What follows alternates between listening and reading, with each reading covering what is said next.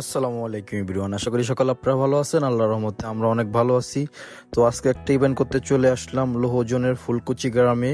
কাজটা ছিল আমাদের বৃষ্টির ভিতরে, দেখেন রাস্তাঘাটের অবস্থা কি খুবই বাজে অবস্থা। তো ভাইয়াকে নিয়ে আমরা এখন আউটডোরে যাচ্ছি। ভাইয়াদের এলাকায় খুবই সুন্দর একটা গাছ আছে, তো এই তো দেখেন গাছটা খুবই সুন্দর। আর রাস্তাটা কি বলবো, অসাধারণ। আর আজকের আবহাওয়াটা খুবই সুন্দর ছিল।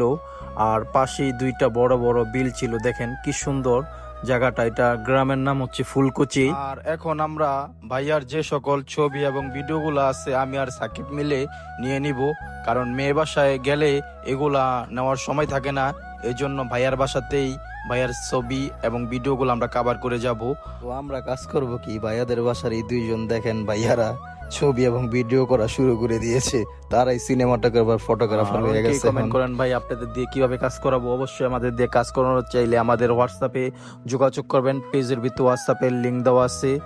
আর আমরা মুন্সিগঞ্জের সব লোকেশনে গিয়ে কাজ করে থাকি সবসময়। তো আপনাদের মেয়ে বাসার ব্লগই দেখাইছে, আজকে ছেলে বাসার ব্লগটা দেখাম। ছেলে বাসায় আমরা কি কি করে থাকি দিনবেলা। তো ভাইয়ার যে সকল পোস্টগুলোর ভিডিওগুলো ছিল আমরা সবগুলোই কভার করে নিলাম।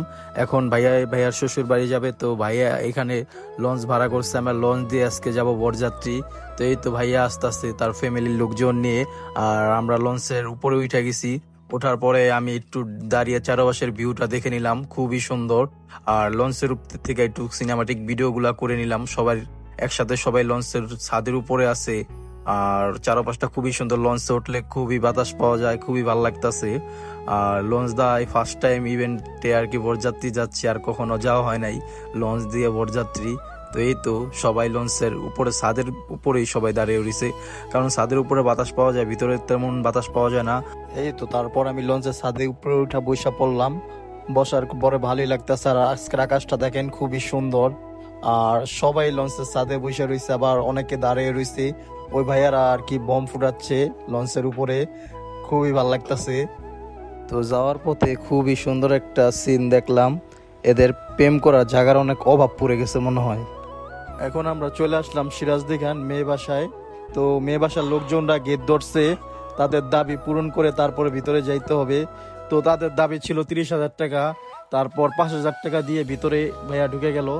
তারপর ওই বাসায় আর ভিডিও নেওয়া হয় নাই। তারপর ভাইয়ের বাসায় চলে আসলাম। তারপর আমরা বাসর ঘরের শট নিয়ে, এই তো বাসর ঘরের শট আমরা নিচ্ছি। তারপর আমরা বাড়ির উদ্দেশ্যে রওনা করে দিলাম। এখন আমরা আছি ট্রলারে, আমরা নদী পার হচ্ছি। নদী পার হয়ে বালিগাঁও হয়ে আমরা আমাদের বাসায় চলে যাব। আজকে আকাশে চাঁদটা দেখতে খুবই ভালো লাগতেছে। তো চাঁদ দেখতে দেখতে বাড়ির উদ্দেশ্যে আমরা রওনা দিয়ে দিলাম।